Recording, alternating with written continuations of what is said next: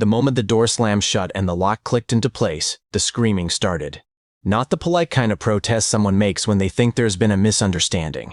No, this was the full-volume, red-faced kind of panic that echoes through wooden walls and carries halfway across a quiet field. Inside my cabin, the president of the local homeowners association was pounding on the door like a trapped raccoon, shouting threats about lawsuits, police reports, and how I had just made the biggest mistake of my life. I leaned back against the porch railing, arms folded, listening to the chaos she'd created for herself. Funny thing is, none of this was supposed to happen. I never wanted anything to do with that HOA in the first place. I'm a farmer. Always have been. My land sits just outside the neat little neighborhood where every mailbox matches and every lawn looks like it's been trimmed with a ruler. Technically, their rules stop at the edge of their property line. Mine begins where theirs ends, but Karen, the HOA president, didn't see it that way. For weeks, she kept showing up at my gate with new excuses, new accusations, and that same clipboard clutched as it gave her authority over the entire county. At first, it was annoying. Then it got strange, and eventually, it got obsessive. And that was the moment I realized Karen had finally crossed a line she couldn't talk her way out of. My farm sits on the edge of town, right where the paved streets start fading into gravel, and the neat suburban lawns give way to open fields. It's been in my family longer than that entire neighborhood has existed. Long before their identical houses, their decorative street lamps, and their carefully trimmed hedges showed up, this land was already growing crops and raising animals. And the most important part? It was never part of their homeowners association. Legally, their rules end where my fence begins. That simple fact should have settled everything. But apparently Karen didn't see it that way. Karen was the president of the HOA, and from the way she carried herself, you'd think she had been elected governor of the entire county. Clipboard always in hand, sunglasses perched on her nose like some kind of authority badge. She had this habit of speaking to people as if every conversation was a meeting she was running. The first time she came to my gate, she tried the friendly approach. She talked about community unity, about how joining the HOA would increase property values, about neighborhood improvements, and shared standards that would benefit everyone in the area.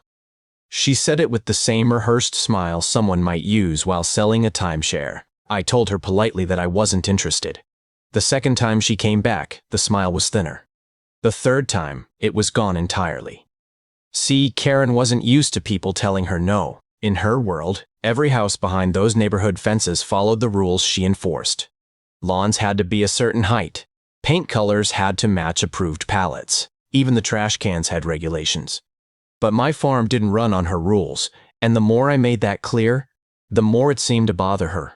At first, Karen's visits were just annoying interruptions to an otherwise peaceful routine. I'd be halfway through fixing a fence or feeding the chickens when her car would roll up to the gate like clockwork, dust kicking up behind her tires. She'd step out with that same clipboard, those same oversized sunglasses, and the same expression that said she believed she was about to enforce some kind of rule. The first excuse she came up with was zoning compliance. According to her, the HOA had received concerns about structures that might not meet community guidelines. She said it while pointing toward my cabin like it was some suspicious facility that had suddenly appeared, overnight. I laughed and told her the cabin had been standing there longer than most of the houses in her neighborhood. If it hadn't violated any county rules in the last 30 years, I doubted it had suddenly started that morning. She didn't laugh. A few days later, she showed up again, this time with a completely different accusation. Apparently, she'd heard rumors that I was tapping into the HOA electrical grid. That one nearly made me choke on my coffee. I pointed to the solar panels on the barn roof and the generator shed sitting 20 yards away. Even from the gate, you could see them clearly, but Karen just scribbled something on her clipboard like she was documenting a crime scene. Then came the strangest one of all. She claimed anonymous residents had reported suspicious activity coming from my property late at night. I asked her if the suspicious activity might have been me feeding animals before sunrise or checking irrigation lines after dark. Farming hours don't exactly follow a suburban schedule. Every time she showed up, the excuse changed, but the goal stayed the same. She wanted inside that gate. And after a while, I started noticing something that didn't sit right with me. Karen wasn't just stopping by anymore. She was watching my place. A few days after I realized Karen had started keeping a closer eye on my place, something happened that finally pushed the whole situation over the edge. It was a Thursday morning, nothing unusual about it. I had a short list of supplies to pick up from town feed, a couple of replacement tools, and some parts for the irrigation pump. Normally, those trips take a while, but that day the store had everything ready faster than expected, so I headed back earlier than planned. As soon as I pulled up to the entrance of my property, something felt off. The farm gate wasn't closed the way I'd left it. It wasn't wide open either, just slightly pushed inward, like someone had slipped through and didn't bother putting it back properly. At first, I thought maybe the wind caught it, but when I stepped out of the truck and looked down at the dirt road, the truth was written plain as day. Fresh footprints, not mine. They led straight from the gate toward the cabin. My stomach tightened as I followed them, moving more slowly now, listening carefully to the quiet around me. The animals were calm, the fields were still, but something about the scene didn't sit right. When I reached the side of the cabin, I kept low and moved toward the window. What I saw inside made me stop cold. Karen. She was standing in the middle of my living room like she owned the place. One hand held her phone up, snapping pictures of everything: my shelves, my kitchen counter, even the coffee pot sitting on the stove. In the other hand was that same clipboard, and she was scribbling notes between photos like she was documenting evidence. Then she started opening cupboards, pulling drawers, peeking into storage boxes. The way she moved around the room looked less like curiosity and more like an investigation. And right there, watching her rummage through my home, I realized something important. Karen hadn't just crossed a boundary. She had crossed straight into criminal trespassing. I stood there for a moment, watching through the window while Karen continued rummaging through my cabin like she was conducting some kind of official inspection. The strange part was how comfortable she looked doing it. No hesitation, no concern that she had just walked into someone else's home without permission. Just pure confidence, like the rules she enforced in her neighborhood somehow followed her onto my land. That confidence gave me an idea. Quietly, I stepped away from the window and walked toward the front door. The wooden porch creaked softly under my boots, but inside, Karen was too busy opening another cabinet to notice. I reached for the handle, pulled the door closed from the outside, and slid the heavy lock into place. The click echoed louder than I expected. Inside, everything froze for a second. Then I heard quick footsteps crossing the floor. The doorknob rattled violently. "What the? Hey, open this door right now!" Her voice had lost that calm authority she usually carried. Now it sounded sharp, panicked. She twisted the knob again, then started pounding against the wood with the flat of her hand. "You can't do this. This is illegal." I leaned back against the porch railing, arms folded, letting the afternoon breeze roll across the field while she continued her meltdown inside. For weeks, she had treated my property like it was something she could inspect whenever she felt like it. Now the situation had flipped, and suddenly she didn't seem so confident. The shouting turned into threats about lawsuits, police reports, and how I was going to regret this. After a while, the pounding slowed. The yelling softened. What started as pure outrage slowly turned into something closer to desperation. Only then did I reach into my pocket, pull out my phone, and calmly dial the number for the police. The police didn't take long to arrive.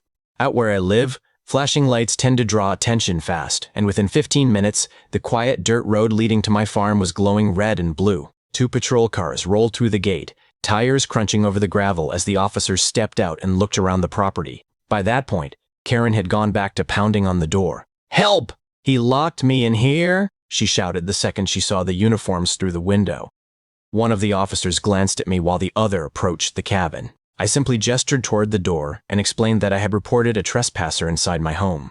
They unlocked it, and the moment the latch clicked open, Karen burst out like a shaken soda can finally losing its cap. Her hair was a mess, her face flushed, and she immediately pointed straight at me. "He trapped me in there," she yelled. "He kidnapped me and locked me in his house." For a second, the scene hung in the air. Then one of the officers calmly asked the simplest question possible. "Ma'am, why were you inside his house?" Karen opened her mouth, hesitated, and then launched into a rushed explanation about community safety and HOA authority. But as she talked, the officer noticed the camera in her hand. He asked to see it. A few taps later, the screen filled with photos of my kitchen, my shelves, my cabinets. Then there was the clipboard, page after page of notes about things inside my home. The officers exchanged one of those quiet looks that says more than words ever could. Karen's story started shifting almost immediately, each version contradicting the last. But the evidence sitting in her hands wasn't changing. Within minutes, the tone of the conversation had completely flipped. Instead of accusing me, the officers informed Karen she was being cited for criminal trespassing. A few weeks later, Karen decided she wasn't ready to let the story end the way it had. Apparently, being cited for trespassing wasn't humiliating enough. She filed a complaint claiming that I had illegally imprisoned her inside my own cabin, and just like that, the situation found its way into a courtroom. When the hearing day arrived, Karen walked in looking as confident as ever. You could tell she believed this was the moment she would flip the story around, turn herself into the victim, and make me look like the villain. She spoke first, explaining to the judge that I had trapped her inside a building against her will. According to her version of events, I had abused my power and caused emotional distress. Then it was my turn. I didn't raise my voice. I didn't exaggerate anything. I simply explained that I had discovered someone trespassing inside my home and secured the door so that the person responsible couldn't leave before the police arrived. That was it. What made the difference wasn't my explanation, though. It was the evidence Karen had accidentally collected. The photos on her phone showed the inside of my cabin from multiple angles. The clipboard held pages of notes describing things inside my home. And the officers who responded that day confirmed exactly where they found her. One piece of proof after another slowly unraveled her story. By the time the judge finished reviewing everything, the decision came quickly. Karen was found guilty of criminal trespassing. The consequences weren't life-changing, but they were painful enough to make the point: a hefty fine, a stretch of community service, and the kind of public embarrassment that spreads through a town faster than gossip ever could. In the end, the lesson was simple. Karen wanted control over someone else's property, and chasing that control cost her everything.